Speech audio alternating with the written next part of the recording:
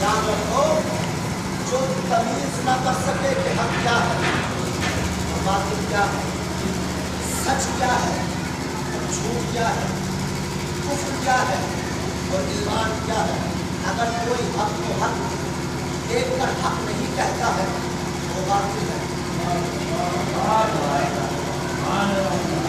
صرف مجلسوں میں آنا کافی نہیں ہے، پورے ساتھ معاشرتی زندگی میں جو حق کو حق نہیں کہتا اس کے وقت سے کوئی فائدہ ہی نہیں۔ سبحان اللہ، سبحان اللہ، واہ واہ واہ واہ۔ پورے سال جو حق کو حق نہیں کہتا، بھائی قرآن کی آیت ہے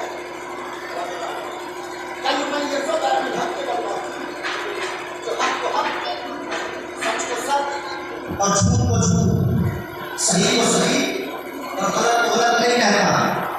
قرآن مجید کہتا ہے فَإِنَّ يَزُوَّ بَيْنَ الْحَقِّ وَالْبَاطِلِ وَالصِّدْقِ وَالْكِذْبِ وَالْكُفْرِ وَالْإِيمَانِ، جو حق کو حق نہیں کہتا اللہ ارشاد فرما رہا ہے اولئک کالانعام، وہ تو چلتے پھرتے جانور ہیں۔ اور پھر اللہ نے اس سے بھی بڑی بات کہی وَهُمْ أَضَلُّ، چلے جانور بھی ایک موقع پر اللہ کی نظر میں بہتر ہے، مگر جو حق کو حق نہیں کہتا ہے اللہ کہہ رہا وَهُمْ أَضَلُّ، بلکہ اس سے بھی بدتر ہے۔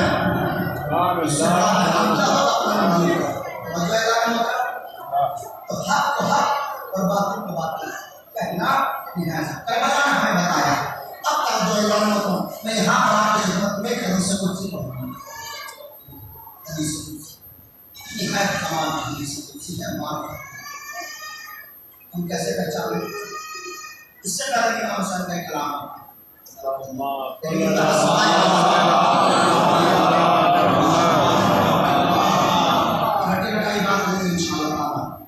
میں بھی آپ کے لیے پہلی مرتبہ ہوں، آپ بھی میرے لیے پہلی مرتبہ، لیکن ہمیں ایک چیز جوڑتی ہے وہ ہے محبت ہے۔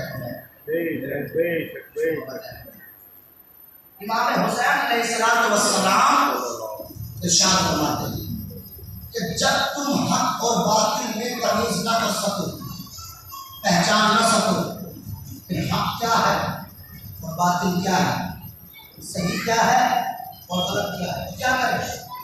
لڑے، ایک دوسرے کا خون بہائے، کیا کرے؟ دیکھیں امام حسین نے پیغام دیا۔ امام حسین کہتے ہیں جب تم حق کو حق، صحیح کو صحیح اور غلط کو غلط نہ پہچان سکو تو کیا کریں؟ کہ خاموش ہو کر اپنے گھر بیٹھ جاؤ، کہ پھر یہ دیکھو تیر کی گھر سے چل رہا ہے اور کس پر چل رہا ہے، جو تیر چلانے والا ہے وہ باطل ہے، جس پر تیر چلایا جا رہا ہے وہ حق ہے۔ سبحان اللہ، واہ واہ واہ۔ جو تیر چلانے والا ہے وہ باطل، جس پر تیر چلایا جا رہا ہے وہ حق۔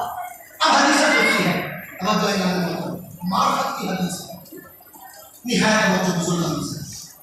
اللہ ارشاد فرماتا ہے من طلبنی وجدنی ومن وجدنی عرفنی ومن عرفنی احبنی ومن احبنی اشقنی ومن اشقنی اشقته ومن اشقته قتلته ومن قتلته فعلي دیته وانا دیته۔ وہ کلام اللہ کا جو قرآن میں نہیں ہو مگر کلام اللہ کا، اسے کہا جاتا ہے حدیث قدسی۔ اللہ ارشاد فرماتا ہے من طلبنی وجدنی، جس نے مجھے طلب کیا اس نے مجھے پا لیا۔ من طلبنی وجدنی، جس نے مجھے طلب کیا اس نے مجھے پا لیا۔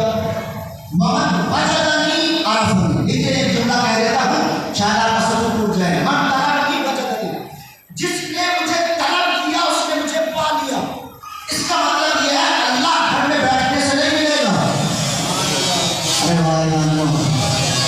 اللہ گھر میں بیٹھ کے نہیں ملے گا، اللہ کو تلاش کرنا پڑے گا، اللہ کو ڈھونڈنا پڑے گا۔ گھر میں بیٹھ کر اگر اللہ ملتا تو انسان کے لیے مسجد تعمیر نہ ہوتی۔ گھر میں بیٹھ کر اللہ نہیں ملتا ہے، اللہ تو وہ ذات ہے کہ دور اتنا ہے کہ آنکھوں سے نہیں دکھائی دیتا اور قریب اتنا ہے کہ شہر سے زیادہ قریب ہے۔ سبحان اللہ، واہ واہ واہ واہ واہ واہ واہ۔ اور اتنا کہ آنکھوں سے نہیں دکھائی دیتا۔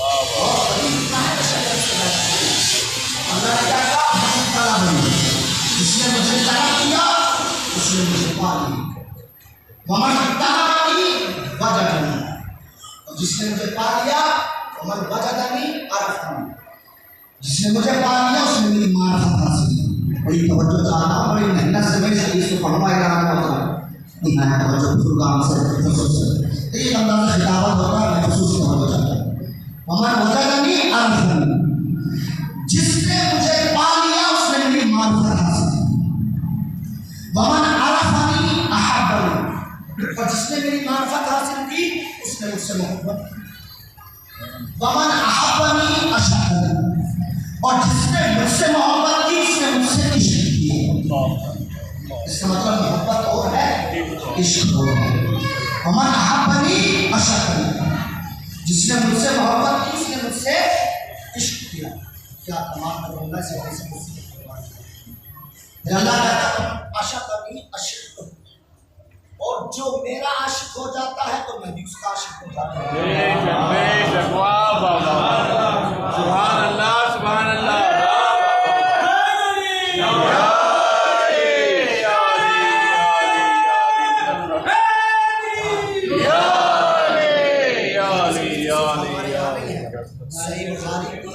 صحیح بخاری کی باب حدیث قدسی میں اس حدیث کو چوتھے نمبر پر جگہ دی بخاری میں، باب حدیث قدسی، اور ہمارے یہاں پر اس حدیث قدسی کو پہلے نمبر پر باب حدیث قدسی اصول کافی ہے، باب حدیث قدسی اس کو پہلے نمبر پہ یہ لکھ دی ہے۔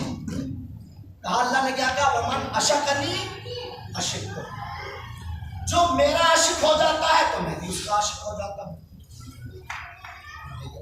ومن اشقتہ قتلتہ، اور جس کا میں عاشق ہو جاتا ہوں اس کو مرتبہ شہادت پر فائز کر دیتا ہوں۔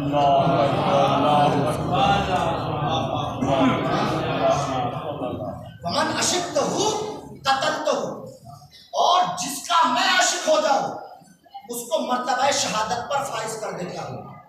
ومن قتلتہ فعلی دیتہ، اور جس کو میں مرتبہ شہادت پر فائز کر دیتا ہوں تو مجھ اللہ پر اس کی دیت واجب ہو جاتی ہے۔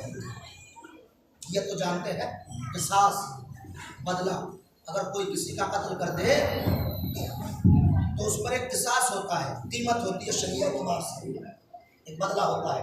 اللہ کہتا ہے جس کو میں مرتبہ شہادت پر فائز کر دیتا ہوں اس کی دیت، اس کا بدلہ مجھ پر واجب ہو جاتا ہے۔ اور اللہ نے عجیب جملہ کہا، معرفت سے بھرا ہوا ہے، پوری مجلس اسی کے اندر ہے۔ اللہ کہتا ہے وَأَنَا دِيَتُهُ، میں اللہ خود اس کی دیت بن جاتا ہوں۔ میں اللہ خود اس کی دیت بن جاتا ہوں، خود اس کا بدلہ بن جاتا ہوں۔ پروردگار دیکھیے ہمارا عقیدہ ہے اللہ جسم و جسمانیت سے مبرہ و منزہ ہے۔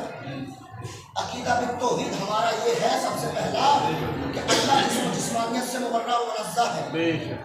امام علی علیہ السلام نے نہج البلاغہ میں پورا خطبہ، پہلا ہی خطبہ وہ توحید کے بارے میں ہے۔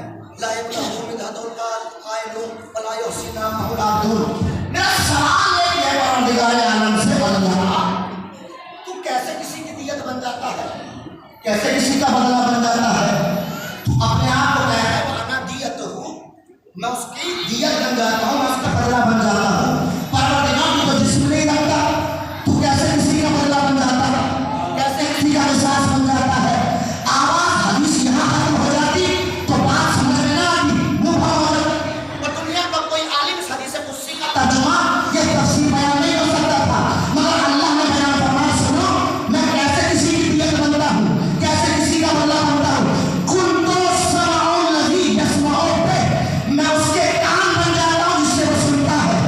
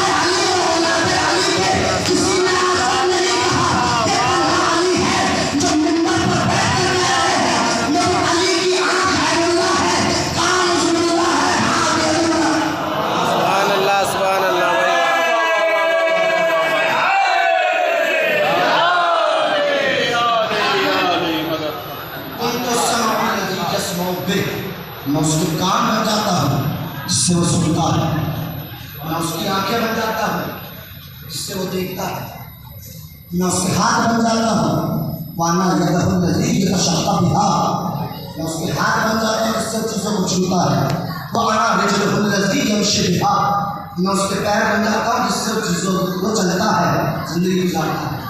اس کا مطلب کائنات کے سب سے بڑے حق کا نام ہے علیم ہے۔